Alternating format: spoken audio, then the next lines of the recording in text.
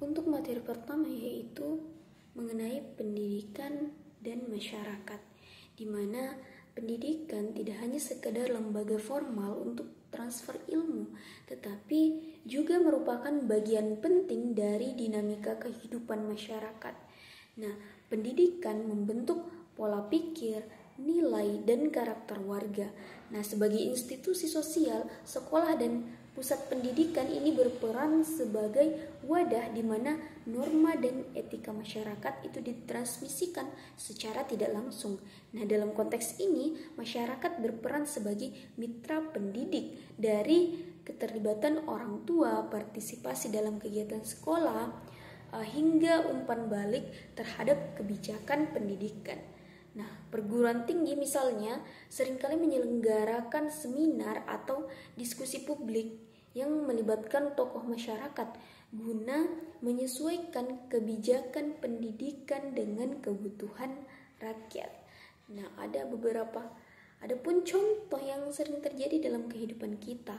Contohnya dalam sebuah komunitas itu terjadi kegiatan gotong royong untuk memperbaiki fasilitas sekolah. Nah, ini menunjukkan sinergi antara masyarakat dan lembaga pendidikan. Dalam forum diskusi juga antara orang tua dan wali sekolah untuk memberikan masukan terhadap kurikulum juga merupakan contoh nyata keterlibatan masyarakat dalam dunia pendidikan. Nah, untuk materi kedua yaitu tentang sosialisasi dan penyesuaian diri di sekolah.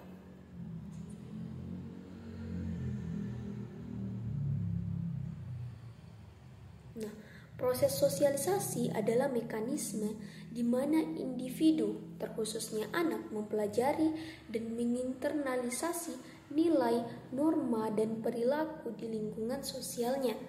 Nah, di sekolah, sosialisasi terjadi melalui interaksi dengan guru, teman sebaya, dan staf sekolah.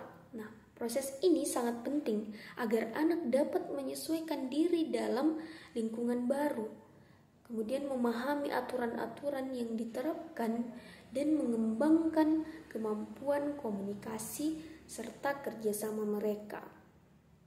Nah, adapun contoh yang terjadi di kehidupan sehari-hari itu ketika siswa baru mengikuti program orientasi atau kegiatan perkenalan sehingga dapat mengenal lingkungan sekolah dan budaya yang terdapat di sekolah tersebut. Kemudian yang kedua yaitu ketika berpartisipasi dalam ekstrakurikuler seperti klub olahraga atau kesenian. Ini membantu anak belajar bekerja sama dan mengaktifkan proses adaptasi sosial serta mengasah keterampilan interpersonal dari anak tersebut. Nah, kemudian untuk materi ketiga yaitu pendidikan dan peranata sosial. Nah, peranata sosial adalah sistem, aturan, norma, dan struktur yang mengatur interaksi antar individu dalam masyarakat. Nah, pendidikan berperan sebagai alat untuk menanamkan dan melakukan internalisasi nilai-nilai yang termaktub dalam peranata sosial ini. Nah, melalui proses belajar, siswa tidak hanya mendapatkan ilmu saja, tetapi juga mengajarkan nilai moral, etika, disiplin, serta tata krama yang nantinya membimbing perilaku mereka dalam kehidupan bermasyarakat. Nah, adapun contoh nyatanya yaitu ketika adanya peraturan berpakaian dan tata tertib di sekolah. Nah, yang mencontohkan disiplin serta nilai kesopanan. Kemudian saat kegiatan pembelajaran yang mengintegrasikan materi tentang etika, bekerja sama, serta hukum adat atau norma komunitas yang berlaku di masyarakat setempat, agar siswa lebih bisa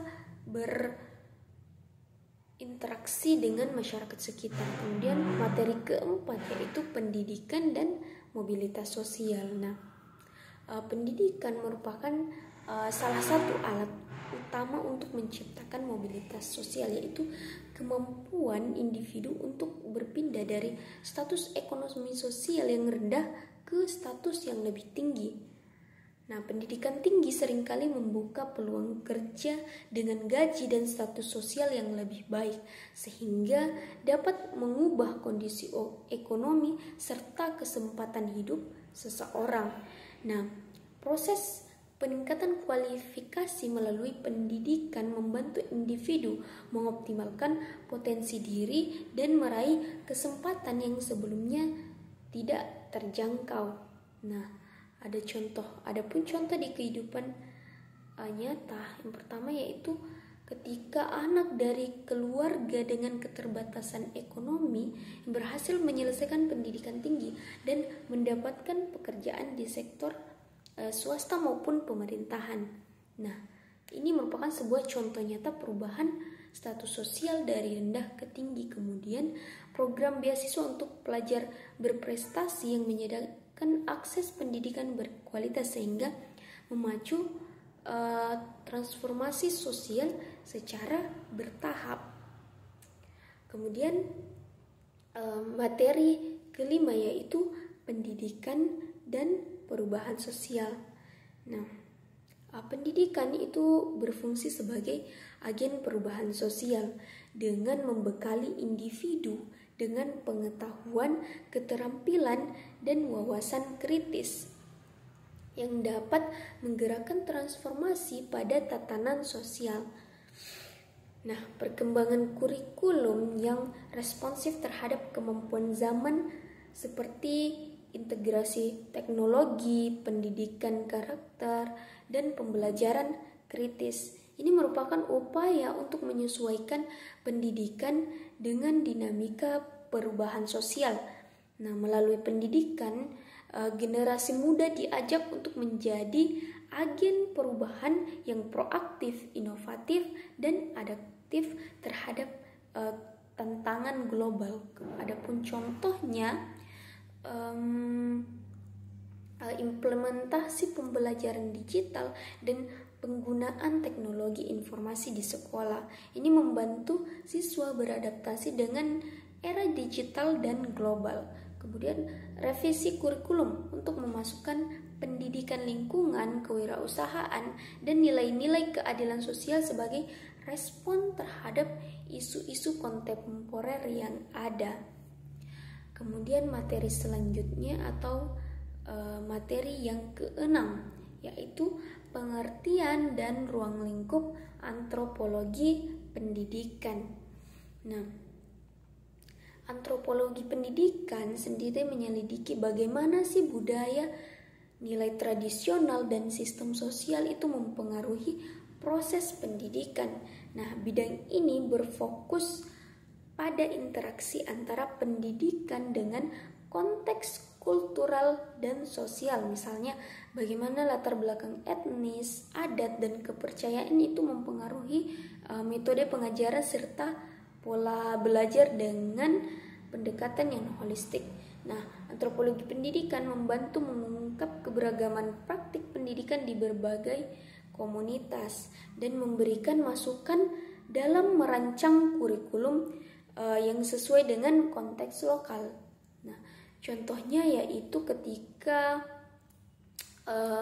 terdapat perbedaan pendekatan pengajaran antara sekolah di kawasan perkotaan dan pedesaan, di mana nilai tradisional dan adat istiadat itu sangat mempengaruhi cara siswa belajar dan guru mengajar. Kemudian yang kedua yaitu kegiatan pembelajaran yang mengintegrasikan cerita rakyat dan tradisi lokal sebagai bagian dari materi sejarah dan bahasa, sehingga ini mencerminkan ruang lingkup yang kultural yang berbeda-beda. Kemudian materi selanjutnya ya, atau materi yang ketujuh yaitu kebudayaan dan pendidikan. Nah, kebudayaan itu mencakup semua aspek kehidupan yang meliputi bahasa, seni, nilai, dan tradisi yang membentuk identitas suatu bangsa. Nah, pendidikan itu sendiri berperan penting dalam melestarikan dan mentransmisikan kekayaan budaya ini dari generasi ke generasi. Nah, Melalui pendidikan, nilai-nilai kebudayaan dapat disuburkan sehingga mendorong pembentukan karakter yang mengakar pada tradisi sekaligus membuka ruang bagi inovasi dan kreativitas. Nah, adapun contohnya yaitu ketika pada saat perayaan hari-hari besar nasional dan festival kultural di sekolah, ini yang mengajarkan siswa mengenai sejarah dan tradisi bangsa yang ada. Kemudian kegiatan seperti pertunjukan seni tradisional, pameran, atau pengajaran musik dan tari yang melibatkan unsur kebudayaan lokal sehingga ini dapat meningkatkan rasa bangga dan identitas kebangsaan pada anak. Kemudian materi ke-8 yaitu pendidikan dan transmisi budaya, di mana transmisi budaya ini merupakan proses pemindahan nilai-nilai, pengetahuan, dan keterampilan budaya dari satu generasi ke generasi berikutnya. Nah, pendidikan mengambil peran strategis dalam proses ini dengan memasukkan materi pembelajaran yang bersumber dari kebudayaan budaya lokal, nasional maupun global. Nah, melalui sistem pendidikan formal dan non-formal, budaya termasuk bahasa, adat istiadat, kesenian, dan kepercayaan itu dapat diajarkan sehingga warisan tersebut tetap hidup di masa depan. Adapun contohnya ketika materi pelajaran bahasa dan sastra yang mengandung puisi, cerita rakyat, dan karya sastra klasik sebagai contoh bagaimana budaya ditransmisikan dalam koridor pendidikan. Nah, ekstrakurikuler yang berfokus pada kesenian tradisional seperti wayang, tari tradisional yang memungkinkan siswa terlibat langsung dalam proses praktik kebudayaan. Kemudian materi yang ke-9 yaitu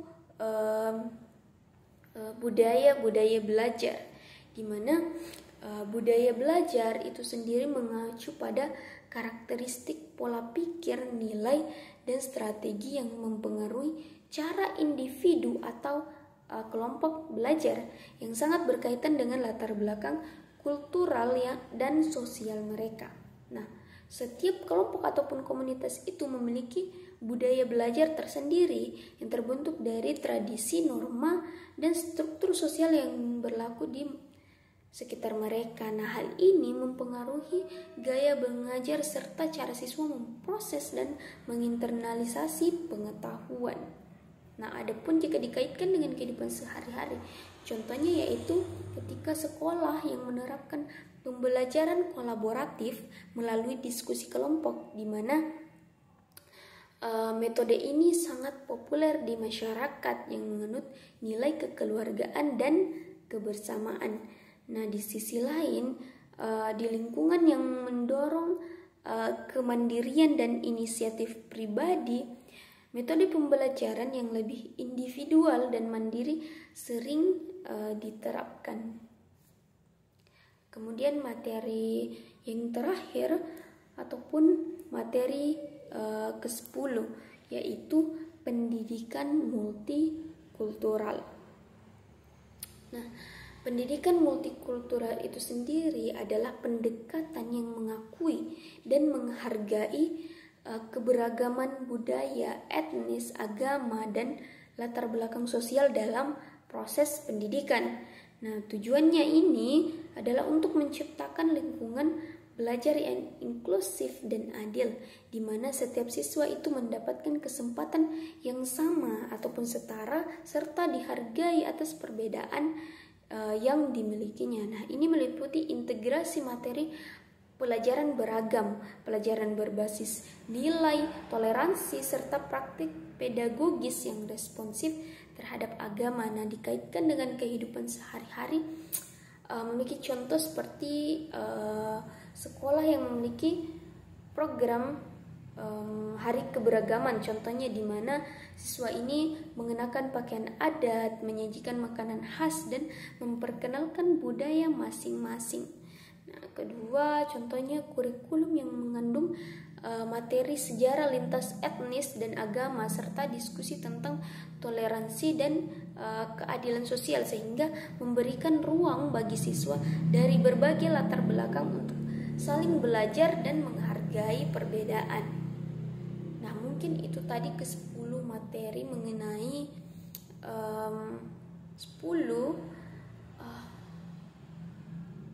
pembahasan dalam antropologi pendidikan. Nah, penjelasan di atas menunjukkan bahwa pendidikan tidak hanya sebatas menyampaikan ilmu, melainkan sebuah proses sosial yang integral yang membentuk perilaku, identitas, dan masa depan individu dalam masyarakat. Nah, dari peran masyarakat dalam mendukung sekolah hingga penerapan pendidikan multikultural, semua hal tersebut saling terkait dan berkontribusi dalam menciptakan masyarakat yang inklusif, dinamis, dan terus berkembang. Nah, mungkin itu saja penjelasan mengenai 10 materi sosioantropologi pendidikan. Sekian dan terima kasih.